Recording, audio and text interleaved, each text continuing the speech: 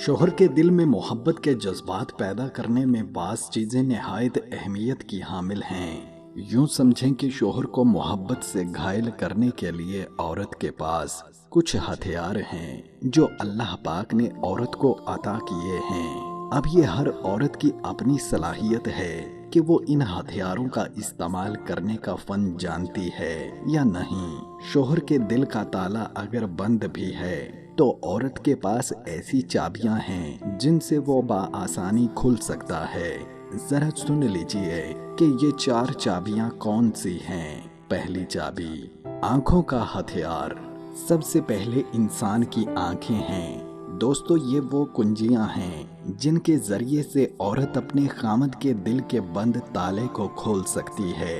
मुस्कुराती आंखें हमेशा दूसरे का दिल जीतती हैं, दिल खुश कर देती हैं। ये आंखें हमेशा दूसरे को मोहब्बत का पैगाम देती हैं। आप हमेशा अपने शोहर को नर्म और प्यारी निगाहों से देखा करें। मकसद आप समझ गईं। हमेशा अपने शोहर को नर्म निगाहों से देखा करें कि जब आप देखें तो खामद समझे कि ये कह रही है मैं तो आप पर कुर्बान जाऊं। जब आप ऐसी प्यार भरी मोहब्बत भरी निगाहों से शोहर को देखेंगी तो आपकी निगाहें ही बोल कर कह रही हों कि हजूर मैं आप पर कुर्बान।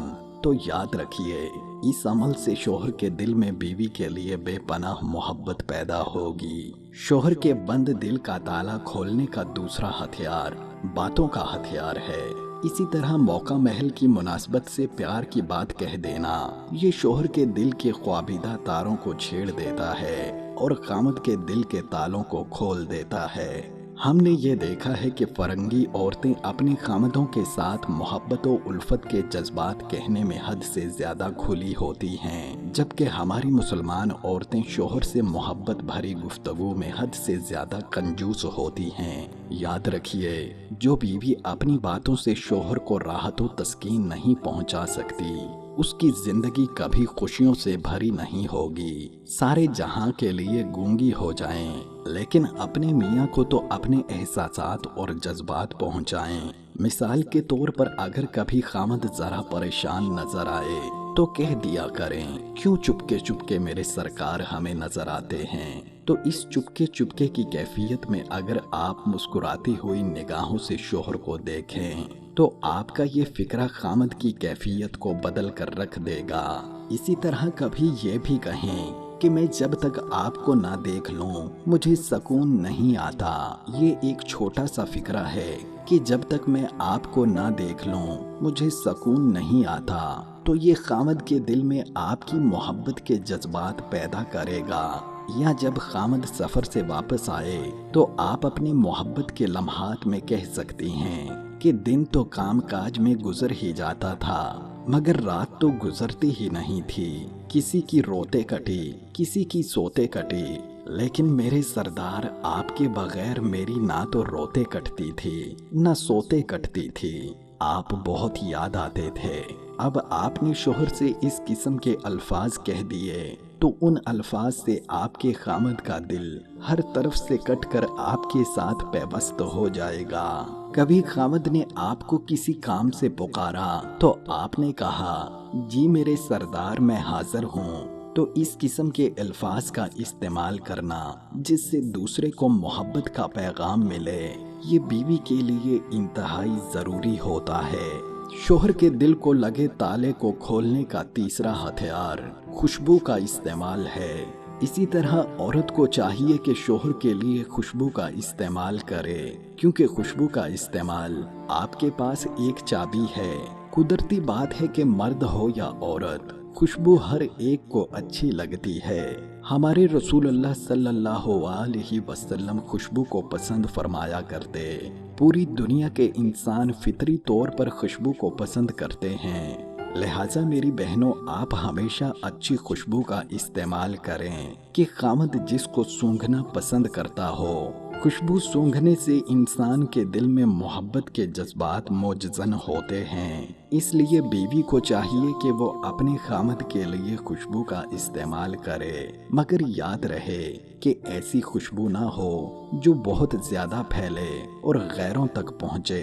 صرف شوہر کے لیے خصوصی طور پر خوشبو کا استعمال کیا کریں۔ یہ عمل شوہر کو قریب کرنے میں بڑا کارآمد ثابت ہوگا۔ شوہر کو گھائل کرنے کا چوتھا طریقہ ہاتھوں کی چابی ہے۔ یاد رکھیں، عورت کے دونوں ہاتھ یہ بھی کنجیاں ہیں۔ جب آپ کسی موقع پر بات کرتے ہوئے اپنا ہاتھ اپنے خامد کے ہاتھ میں دے دیں یا اپنے ہاتھ خامد کے کندھے پر رکھ دیں تو آپ کی بات کرنے کا خامد پر اثر ہی کچھ اور ہوگا۔ یہ عمل شوہر کو بے حد پسند آتا ہے کیونکہ اس عمل سے بے پناہ اپنائیت ملتی ہے اور محبت پیدا ہوتی ہے۔ تو ہاتھ بھی اللہ رب العزت کی نعمت ہیں۔ میاں بیوی کے تعلقات جب خراب ہوتے ہیں تو اکثر عورتیں اپنے شوہر کی جنسی خواہش کی کمزوری کو ایکسپلائٹ کرتی ہیں اور اسے اپنے سامنے جھکنے پر مجبور کرنے کے لیے اسے ایک ٹول کے طور پر استعمال کرتی ہیں، اور مرد اس بات کو خوب محسوس کرتے ہیں۔ اب یہاں مرد اگر دنیا دار ہو تو ضد میں اپنی خواہش باہر سے پوری کر لیتا ہے، لیکن بیوی کے سامنے جھکتا نہیں ہے۔ بعد میں جب وہ خواہش باہر سے پوری کرنے کا عادی ہو جاتا ہے تو بیوی درس قرآن کی کلاسز اٹینڈ کرنا شروع کر دیتی ہے اور مظلوم بن کر یہ فتوے پوچھتی پھرتی ہے کہ ایسے شوہر کے ساتھ رہنا جائز ہے کہ نہیں، کہ جس کے غیر محرم عورتوں سے ناجائز تعلقات ہوں، اور شوہر اگر دیندار ہو تو طلاق کی طرف نکل جاتا ہے۔ اسی لیے ہمارے دین میں بیوی کے اپنے شوہر کو اس مسئلے میں انکار پر اتنا بڑا گناہ قرار دیا گیا ہے کہ جیسے ساری رات فرشتے اس پر لعنت کرتے رہتے ہیں۔ عورتوں کو یہ سمجھ نہیں آتی کہ دین کا یہ حکم ان کی بھلائی میں ہے۔ جان لیں کہ یہ 100% بھلائی ہے۔ وہ اس پر عمل نہ کر کے دیکھیں، یا تو گھر ٹوٹ جائے گا یا پھر شوہر آوارہ ہو جائے گا۔ کوئی تیسری آپشن نہیں ہے۔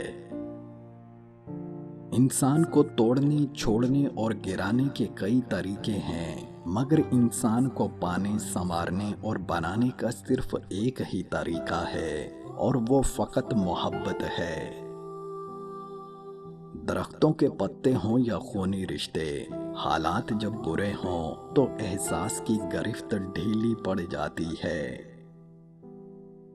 سجدوں میں گرنے سے پہلے ان لوگوں کو گلے لگائیں جو آپ کی وجہ سے اذیت میں مبتلا ہیں۔ یاد رکھیں، دل آزاریاں معاف نہیں ہوتی۔ عورت دنیا بھر کی مصیبتوں سے تنہا لڑ سکتی ہے اگر اس کو یقین ہو کہ اس کا مرد اس کے پیچھے کھڑا ہے۔